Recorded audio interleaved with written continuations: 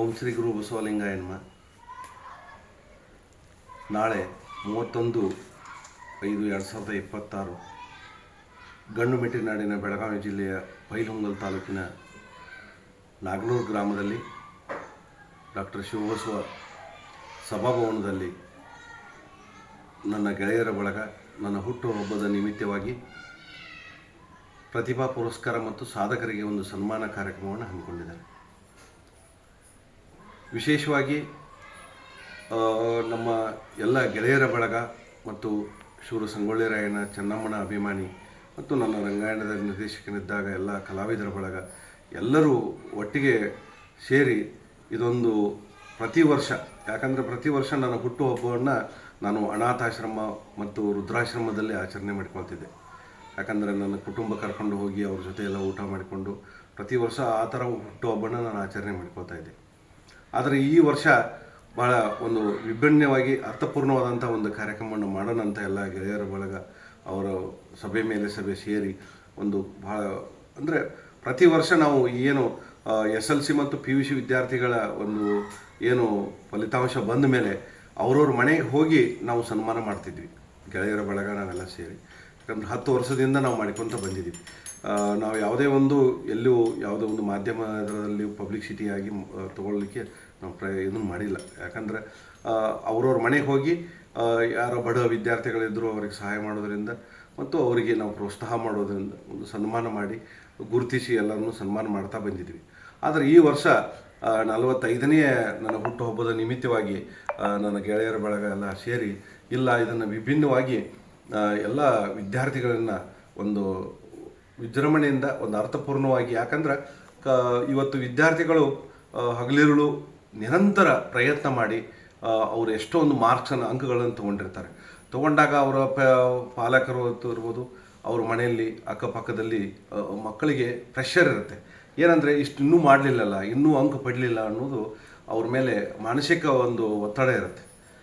ಆದರೂ ಅವರ ಪ್ರಯತ್ನ, ನಿರಂತರ ಪ್ರಯತ್ನದಿಂದ ಅಷ್ಟು ಮಾಡಿ ಇವತ್ತು ಅಂಕಗಳ ಬೆನ್ನು ಹತ್ತಿದ್ದಾರೆ ಪಾಲಕರು. ಇವತ್ತು ಅಂಕಗಳ ಬೆನ್ನು ಹತ್ತೋಕ್ಕಿಂತ ನಮ್ಮ ಕಲೆ, ನುಡಿ, ಸಾಹಿತ್ಯ, ಜಲ, ನೆಲ, ಭಾಷೆ ಮತ್ತು ಸಂಸ್ಕಾರ, ಇವತ್ತಿನ ಭಾರತೀಯ ದೇಶಭಕ್ತಿ ಇರ್ಬೋದು, ಈ ಥರದ ಜೊತೆಗೂ ಅಂಕ ಪಡೆಯುವಂಥದ್ದು ಆಗಬೇಕನ್ನುವಂಥ ಒಂದು ಆಶಯ ನಮ್ಮದೆಲ್ಲ ಇತ್ತು.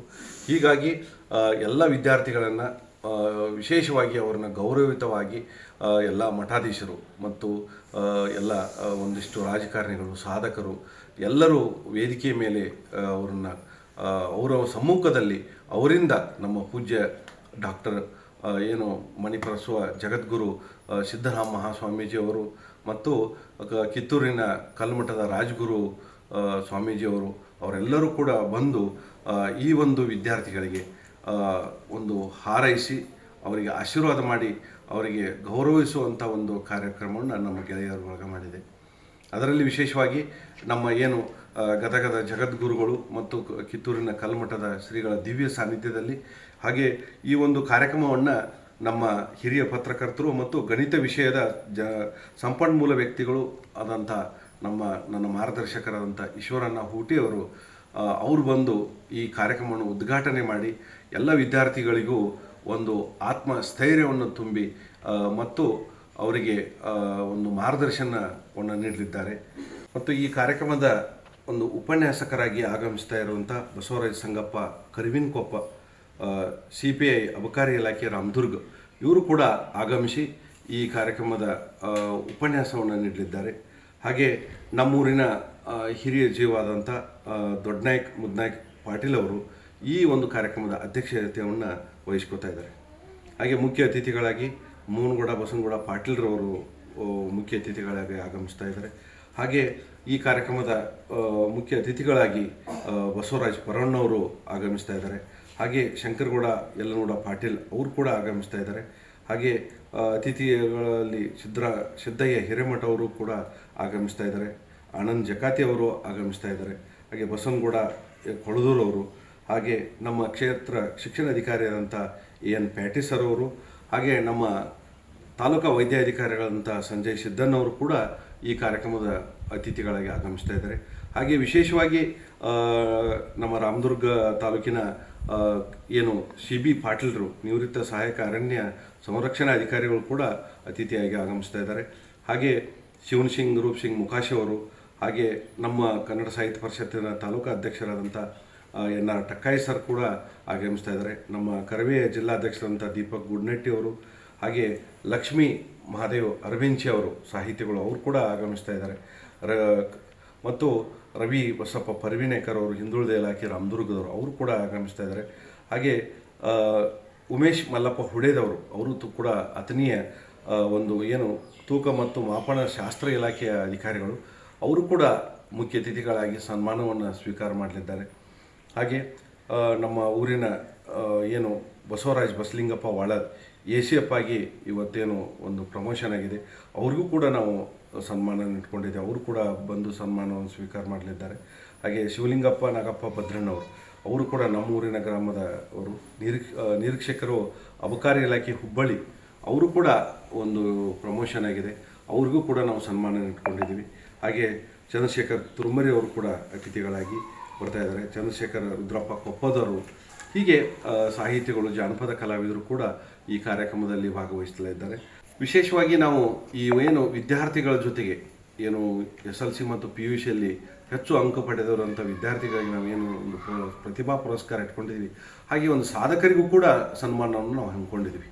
ವಿಶೇಷವಾಗಿ ಏನಂದರೆ ದುಂಡವ ಅಂಬ್ಲಿ ಅವರು ಹಿರಿಯ ಗಾಯಕರು, ಹಾಗೆ ರಾಣಾಯ್ಕ್ ಮಲ್ನಾಯ್ಕರ್, ಹಾಗೆ ಜಗದೀಶ್ ಗೌಡಪ್ಪ ಅರಳಿಕಟ್ಟಿಯವರು, ಬಸವಣ್ಣಪ್ಪ ಕುಂದರ್ನಾಡವರು, ಹೀಗೆ ಒಂದಿಷ್ಟು ಬೇರೆ ಬೇರೆ ಕ್ಷೇತ್ರಗಳಲ್ಲಿ ಏನು ಶಿಕ್ಷಣ ಕ್ಷೇತ್ರಗಳಲ್ಲಿರ್ಬೋದು, ಕಲಾವಿದರ ಕ್ಷೇತ್ರದಲ್ಲಿ, ಜಾನಪದ ಕ್ಷೇತ್ರದಲ್ಲಿ, ಹಾಗೆ ಒಂದು ಏನು ವೈದ್ಯಾಧಿಕಾರಿಯಾಗಿ ಒಳ್ಳೆಯ ಸೇವೆಯನ್ನು ಸಲ್ಲಿಸಿದಂಥವ್ರು, ಇಂಥವ್ರನ್ನೆಲ್ಲ ನಾವು ಗುರುತಿಸಿ ಈ ಒಂದು ಏನು ಪ್ರತಿಭಾ ಪುರಸ್ಕಾರ ಕಾರ್ಯಕ್ರಮದಲ್ಲಿ ಇವ್ರನ್ನ ಸಾಧಕರಿಗೂ ಕೂಡ ಸನ್ಮಾನ ಮಾಡುವಂಥ ಒಂದು ತಯಾರಿಯನ್ನು ನಮ್ಮ ಗೆಳೆಯರ ಬಳಗ ಮಾಡ್ತಾಯಿದೆ. ಹಾಗೆ ವಿಶೇಷವಾಗಿ ನಾಡಿನ ಸುತ್ತಮುತ್ತಲಿರುವಂಥ ಎಲ್ಲ ಕಲಾವಿದರು ಕೂಡ ಇವತ್ತು ಬರ್ತಾ ಇದ್ದಾರೆ. ಅದರಲ್ಲಿ ವಿಶೇಷವಾಗಿ ಈಗ ಇಂಗಳಿಗೆಯವರು, ನಮ್ಮೂರವರು, ಅರಣ್ಯ ಅಧಿಕಾರಿಗಳು, ಹಾಗೆ ಮಾಂತೇಶ್ ತೋರನಗಟ್ಟಿಯವರು ಬಸವ ತತ್ವ ಬಗ್ಗೆ ಬಹಳಷ್ಟು ಒಳ್ಳೊಳ್ಳೆ ಕೆಲಸವನ್ನು ಮಾಡ್ತಿರೋಂಥವ್ರು, ಹಾಗೆ ರುದ್ರಗೌಡ ಪಾಟೀಲ್ ಅವರು, ಹಾಗೆ ಸಂಜೀವ್ ಗವಿಮಠ ಅವರು, ಹಾಗೂ ಸುರೇಶ್ ತಲ್ಲೂರ್ ಅವರು, ಪ್ರವೀಣ್ ಸಿದ್ನಾಯ್ಕರ್ ಅವರು, ಬಸವನಗೌಡ ಪಾಟೀಲ್ ಅವರು, ಹಾಗೆ ಜಾನಕಿ ಸುರೇಶ್ ಭದ್ರನ್ ಅವರು ಸಾಹಿತಿಗಳು, ಪ್ರಕಾಶ್ ಚನ್ನಬಸಪ್ಪ ನಾಯ್ಕರ್ ಅವರು, ಬಸವ ಬಾಳಪ್ಪ ಶಿರ್ಸಂಗಿ ಅವರು ಮಾಜಿ ಗ್ರಾಮ ಪಂಚಾಯತ್ ಅಧ್ಯಕ್ಷರು, ಹಾಗೆ ಪರಶುರಾಮ್ ಬೆಕ್ವಾಡ್ಕರ್ ಅವರು ಪ್ರಸಿದ್ಧ ಗಾಯಕರು, ನಮ್ಮ ಭಾಗದ ಜಾನಪದ ಭಜನಾ ಕಲಾವಿದರು, ಅವ್ರಿಗೂ ಕೂಡ ನಾವು ಸನ್ಮಾನ ಇಟ್ಕೊಂಡಿದ್ವಿ. ಹಾಗೆ ರಾಜು ಬಡಿಗೇರ್ ಅವರು ಕೂಡ ಚಿತ್ರ ಕಲಾವಿದರು, ಅವ್ರಿಗೂ ಕೂಡ ನಾವು ಸನ್ಮಾನ ಇಟ್ಕೊಂಡಿದ್ವಿ. ಮಾಂತೇಶ್ ಮುದ್ಕನಗೌಡರು ಈ ಭಾಗದ ಒಳ್ಳೆ ಕಲಾವಿದರು, ಅವ್ರಿಗೂ ಕೂಡ ನಾವು ಸನ್ಮಾನ ಇಟ್ಕೊಂಡಿದ್ವಿ. ಹಾಗೆ ಬಸವರಾಜ್ ನಿಲ್ಕಂಠ ದೇಸಾಯಿ ಅವರು ಮಾಜಿ ಸೈನಿಕರು, ಹೀಗೆ ಬಹಳಷ್ಟು ಸಾಹಿತಿಗಳನ್ನ, ಪತ್ರಕರ್ತರನ್ನ ಮತ್ತು ಏನು ಈ ಒಂದು ಕಾರ್ಯಕ್ರಮ ಸಾಧಕರಿಗೆ ಸನ್ಮಾನ ಮಾಡೋದು ಇದರಿಂದ, ಯಾಕಂದರೆ ವಿದ್ಯಾರ್ಥಿಗಳಿಗೂ ಒಂದು ಸ್ಫೂರ್ತಿ ತುಂಬುವಂಥ ಒಂದು ಕೆಲಸವನ್ನು ನಾವು ಈ ಒಂದು ಕಾರ್ಯಕ್ರಮದಲ್ಲಿ ಗೆಳೆಯರ ಬಳಗ ಎಲ್ಲರೂ ಕೂಡಿ ಮಾಡ್ತಾಯಿದ್ವಿ. ವಿಶೇಷವಾಗಿ ನಾವು ಪ್ರತಿ ವರ್ಷವೂ ಕೂಡ ಏನು ಮನೆಗೆ ತೆರಳು ಹೋಗಿ ನಾವು ಸನ್ಮಾನ ಮಾಡೋದ್ರ ಜೊತೆಗೆ ಎಲ್ಲ ಒಂದು ಪ್ರಾಥಮಿಕ, ನಮ್ಮೂರಲ್ಲಿರುವಂಥ ಪ್ರಾಥಮಿಕ ಆರೋಗ್ಯ ಕೇಂದ್ರಕ್ಕೂ ಕೂಡ ಹೋಗಿ ಅಲ್ಲಿ ಹಣ್ಣು ಹಂಪಲ ಹಾಲನ್ನು ವಿತರಣೆ ಮಾಡುವ ಕಾರ್ಯಕ್ರಮವನ್ನು ಮಾಡ್ತಾ ಬಂದಿದ್ವಿ. ಈ ವರ್ಷವೂ ಕೂಡ ನಾವು ಆ ಒಂದು ಪ್ರಾಥಮಿಕ ಆರೋಗ್ಯ ಕೇಂದ್ರಕ್ಕೆ ಹೋಗಿ ಅಲ್ಲಿ ಇರುವಂಥ ಎಲ್ಲ ಇದ್ದಂಥವರಿಗೆ ನಾವು ಅಲ್ಲಿ ಏನು ಹಾಲು ಹಣ್ಣು ಹಂಪಲುಗಳನ್ನು ವಿತರಣೆ ಮಾಡುವಂಥ ಕಾರ್ಯಕ್ರಮವನ್ನು ಮಾಡ್ತಾಯಿದ್ದೀವಿ. ವಿಶೇಷವಾಗಿ ಹೇಳಬೇಕಂದ್ರೆ ಈ ಹುಟ್ಟು ಹಬ್ಬವನ್ನು ಆಚರಣೆ ಅಂದರೆ ಒಂದು ವೈಭವೀಕರಣ ಆಗಬಾರ್ದು. ಯಾಕಂದರೆ ಹಣ ಇದೆ, ನಮ್ಮ ಹತ್ರ ಅಧಿಕಾರ ಇದೆ ಅಂತ ಹೇಳಿ ನೂರಾರು ಲಕ್ಷ ಇರ್ಬೋದು, ಕೋಟಿ ಖರ್ಚು ಮಾಡಿ ಏನು ಹುಟ್ಟುಹಬ್ಬನ ಆಚರಣೆ ಮಾಡ್ತಾರೆ, ಅದು ಆಗಬಾರ್ದು ಇವತ್ತು. ಯಾಕಂದರೆ ಇವತ್ತು ಆ ಒಂದು ದುಂಡು ವೆಚ್ಚ ಮಾಡೋದರಿಂದ ಒಂದು ಹಳ್ಳಿಯಲ್ಲಿರುವಂಥ ಬಡ ಒಂದು ಏನು ಸಮಾಜ ಕಡೆಯಲ್ಲಿರುವಂಥ ಕುಟುಂಬದಲ್ಲಿ ಕೂಡ ಒಬ್ಬ ವಿದ್ಯಾರ್ಥಿ ಬಹಳಷ್ಟು ಕಷ್ಟ ಬೀಳ್ತಿರ್ತಾನೆ. ಯಾಕಂದರೆ ಫೀಸಿಂದ ಹಿಡ್ಕೊಂಡು ಬಟ್ಟೆ ಮತ್ತು ಪೆನ್ನು ಪೆನ್ಸಿಲ್ಲು ಸರ್ಕಾರ ಬಹಳಷ್ಟು ಸವಲತ್ತುಗಳು ಮಾಡ್ತಾಯಿದೆ. ಆದರೂ ಕೂಡ ಅವ್ರ ಮನೆ ಪರಿಸ್ಥಿತಿ ಬಹಳ ಗಂಭೀರವಾಗಿರ್ತದೆ. ಅಂಥ ಒಂದು ವಿದ್ಯಾರ್ಥಿಗಳನ್ನ ಗುರುತಿಸಿ ವಿಶೇಷವಾಗಿ ಅವರಿಗೆ ಒಂದು ಆತ್ಮಸ್ಥೈರ್ಯವನ್ನು ತುಂಬುವಂಥದ್ದು ಆಗಬೇಕು. ಯಾಕಂದರೆ ನಾವು ದುಂಡು ವೆಚ್ಚ ಮಾಡೋದ್ರಿಂದ ಏನಂದರೆ ಪಾರ್ಟಿಗಳು ಇರ್ಬೋದು, ದೊಡ್ಡ ಹೋಟ್ಲಲ್ಲಿ ದುಂಡು ವೆಚ್ಚ ಮಾಡೋದ್ರಿಂದ ಇಂಥ ಒಂದು ಬಡ ವಿದ್ಯಾರ್ಥಿಗಳಿಗೆ ಆ ಹಣವನ್ನು ಏನು ಖರ್ಚು ಮಾಡಿದರೆ ಬಹಳ ಒಳ್ಳೆಯದಾಗ್ತೈತೆ ಅಂತ ಹೇಳ್ತಾ, ವಿಶೇಷವಾಗಿ ಇವತ್ತೇನು ಹುಟ್ಟುಹಬ್ಬಗಳನ್ನು ಏನು ನಾವು ಈ ಕಾರ್ಯಕ್ರಮದಲ್ಲಿ ನಮ್ಮ ಗೆಳೆಯರ ಬಳಗ ಇವತ್ತು ಒಂದು ಪ್ರತಿಭಾ ಪುರಸ್ಕಾರ ಮಾಡ್ತಾಯಿದೆ. ಪ್ರತಿಭಾ ಪುರಸ್ಕಾರ ಜೊತೆಗೆ ಸಾಧಕರಿಗೆ ನಾವು ಯಾಕೆ ಸನ್ಮಾನ ಇಟ್ಕೊಂಡಿದ್ದೀವಿ ಅಂದರೆ ಮಕ್ಕಳಿಗೆ ಒಂದು ಸ್ಫೂರ್ತಿ ಆಗಬೇಕು. ಅಂದರೆ ಒಬ್ಬ ಸಾಧಕನ ಹಿಂದೆ ಎಷ್ಟು ಕಷ್ಟ ಇರುತ್ತೆ, ಪ್ರತಿಯೊಂದು ನಿರಂತರವಾಗಿ ಹೋರಾಟ ಇರುತ್ತೆ ಮತ್ತು ಅವನಿಗೆ ನಿರಂತರವಾಗಿ ಕಷ್ಟಪಟ್ಟು ಆ ಸಾಧನೆಯನ್ನು ಹೇಗೆ ಮಾಡಿದ್ದ ಅನ್ನೋದನ್ನು ಆ ಕಾರ್ಯಕ್ರಮದಲ್ಲಿ ಆ ಸನ್ಮಾನಿತರಿಂದ ಸಾಧಕರ ಸನ್ಮಾನ ಏನು ಆಗತ್ತೆ ಅವರಿಂದ ಈ ಮಕ್ಕಳಿಗೆ ಒಂದಿಷ್ಟು ಮಾರ್ಗದರ್ಶನ ಅವರಿಂದ ನೀಡುವಂಥ ಒಂದು ಕಾರ್ಯಕ್ರಮವನ್ನು ನಮ್ಮ ಗೆಳೆಯರ ಭಾಗ ಹಮ್ಮಿಕೊಂಡಿದೆ. ಅಧಿಕಾರ ಅವಧಿಯಲ್ಲಿ ಸಾಧನೆ ಅನ್ನೋಕ್ಕಿಂತ ಅಲ್ಲಿ ಹೋರಾಟನೇ ಜಾಸ್ತಿ ಆಗಿದೆ. ಯಾಕಂದರೆ ಧಾರವಾಡ ಅನ್ನುವಂಥ ಒಂದು ಸಾಂಸ್ಕೃತಿಕ ನಗರಿ, ವಿದ್ಯಾಕಾಶಿ ಅದು. ನಮ್ಮ ಸರ್ಕಾರ ನನ್ನನ್ನು ಗುರುತಿಸಿ ನನ್ನ ನಿರ್ದೇಶಕರಾಗಿ ಅಲ್ಲಿ ಹೋಗಿ ಅಲ್ಲಿಯ ಒಂದು ಚಾರ್ಜ್ ತೊಗೊಂಡಾಗಿಂದ ನಾವು 3.5 ವರ್ಷ ಅಧಿಕಾರವನ್ನು ಮಾಡಿದ್ದೀವಿ. ಯಾಕಂದರೆ ಹೋರಾಟ ಅನ್ನೋದು ನಮ್ಮ ರಕ್ತದಲ್ಲಿದೆ. ನಾನು ಕೆಳದಿ ಚೆನ್ನಮ್ಮಾಜಿಯವರ ವಂಶದ ಕುಡಿ. ಯಾಕಂದರೆ ಶಿವಪ್ಪ ನಾಯಕ ಕೆಳದಿ ವಂಶಸ್ಥರು ನಾವು ಏನು 7 ನಾಯಕರು ಇದ್ದೀವಿ. ಅದರಲ್ಲಿ ನಮ್ಮ ಕುಟುಂಬದ ಪ್ರತಿಯೊಂದು ಮಗುವಲ್ಲಿಯೂ ಕೂಡ ರಕ್ತ ಕಣಕಣದಲ್ಲಿಯೂ ಸಾಧನೆ ಅನ್ನೋದು, ಹೋರಾಟ ಅನ್ನೋದು ನಮ್ಮಲ್ಲಿ ಮೊದಲಿಂದ ಬಂದಿದೆ.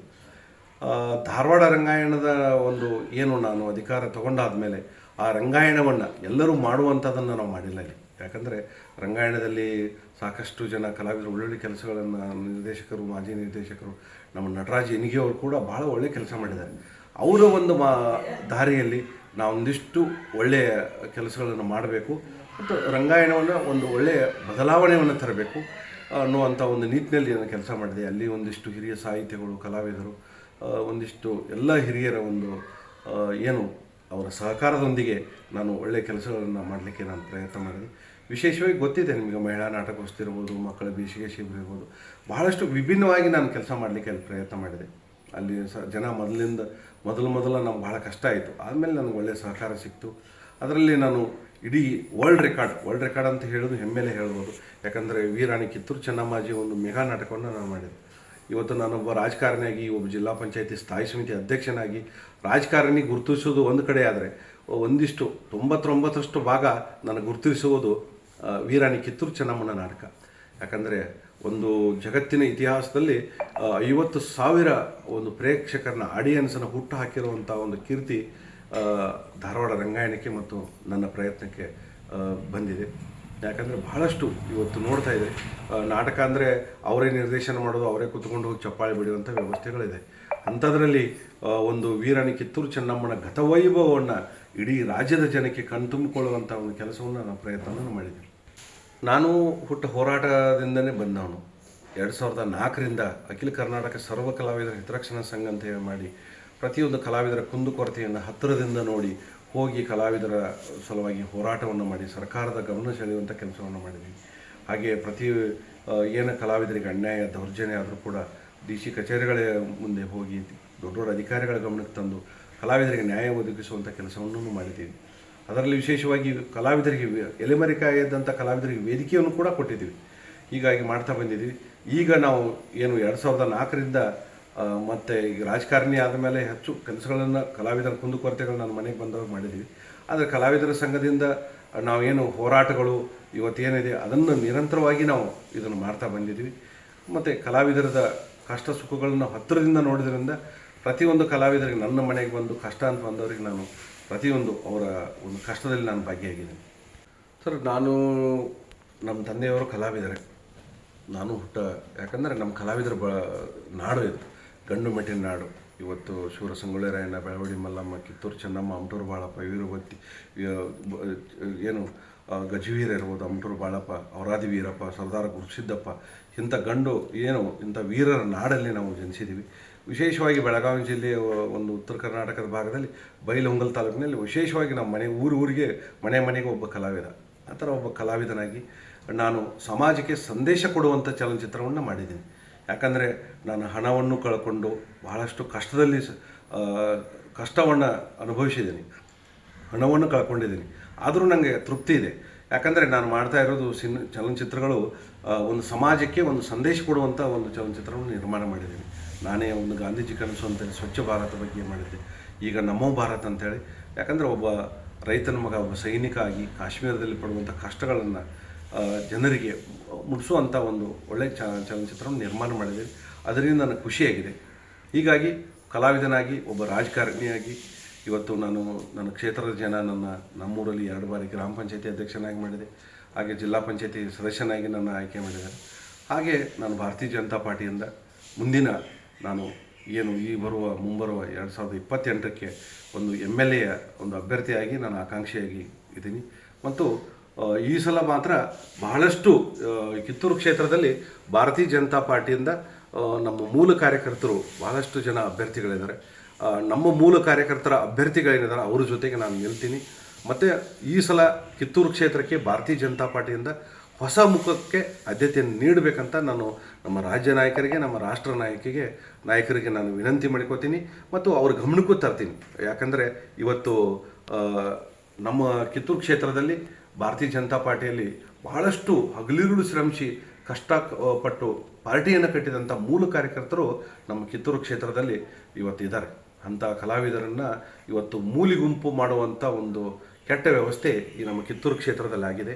ಆ ಮೂಲಿಗುಂಪಾದಂಥ ಏನು ಭಾರತೀಯ ಜನತಾ ಪಾರ್ಟಿಯನ್ನು ಕಟ್ಟಲಿಕ್ಕೆ ಹಗಲಿರುಳು ಶ್ರಮಿಸಿದಂಥ ಮತ್ತು ತಮ್ಮ ಆಸ್ತಿಯನ್ನು ಕಳ್ಕೊಂಡಿರುವಂಥದ್ದು, ಅವರ ಅಸ್ತಿತ್ವವನ್ನು ಕಳ್ಕೊಂಡು ಇವತ್ತು ಮನೆಯಲ್ಲಿ ಮೂಲ ಏನು ಮೂಲ ಕಾರ್ಯಕರ್ತರಿಗೆ ಭಾರತೀಯ ಜನತಾ ಪಾರ್ಟಿಯ ಮುಂಬರುವ ಏನು 2028ಕ್ಕೆ ನಮ್ಮ BJPಯ MLA ಟಿಕೆಟನ್ನು ಅವರಿಗೇನೆ ನೀಡಬೇಕನ್ನುವಂಥ ಒಂದು ದೊಡ್ಡ ಹೋರಾಟ ಮತ್ತು ವಿನಂತಿ ಎಲ್ಲ ಥರದಿಂದ ನಾವು ಏನು ರಾಜ್ಯ ನಾಯಕರಿಗೆ, ರಾಷ್ಟ್ರೀಯ ನಾಯಕರಿಗೆ ಮನಮುಟ್ಟುವ ಹಾಗೆ ನಾವು ಕೆಲಸವನ್ನು ಮಾಡ್ತೀವಿ. ಹಾಗೆ ನಾವು ನಿರಂತರ ಸಂಘಟನೆ ನಡೀತಾ ಇದೆ.